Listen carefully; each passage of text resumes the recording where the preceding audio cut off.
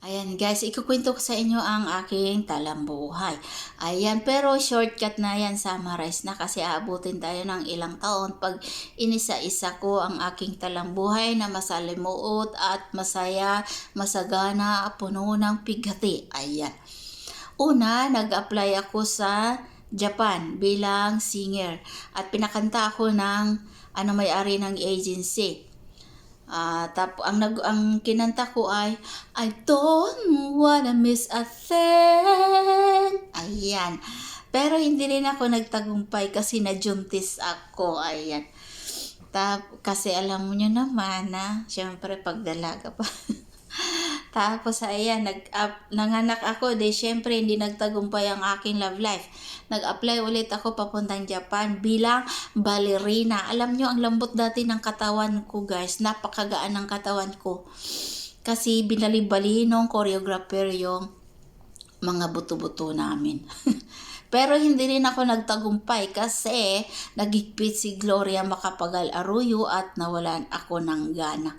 Tapos ayan, nag-apply ako papuntang Kuwait bilang DH. Pero 4 months lang ata ako doon, hindi ko natapos kasi hindi ko kaya ang maging full-time. Akalain mo ba naman magmamap-map ka pa ng napakalaking bahay. Ayun, hindi ko kaya yung mag-map ng ganun. Tapos ayan, nag-apply ulit ako papuntang Riyadh bilang waitress sa mga asawa ng sundalo sa recreation area.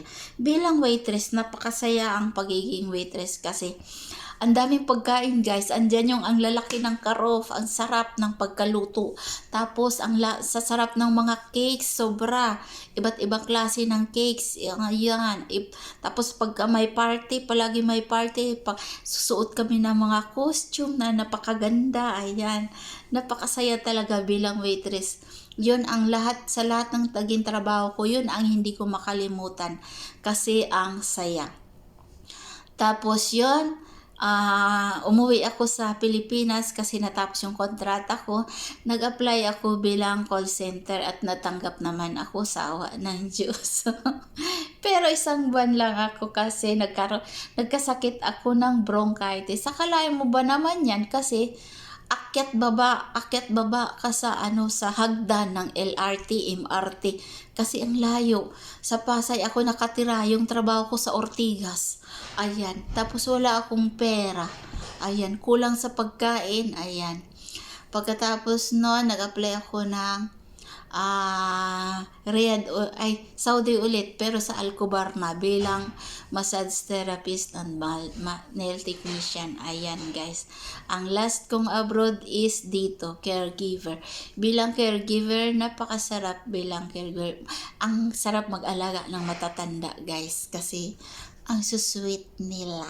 Ayan, bye everyone, yan lang ang talambuhay ko, okay?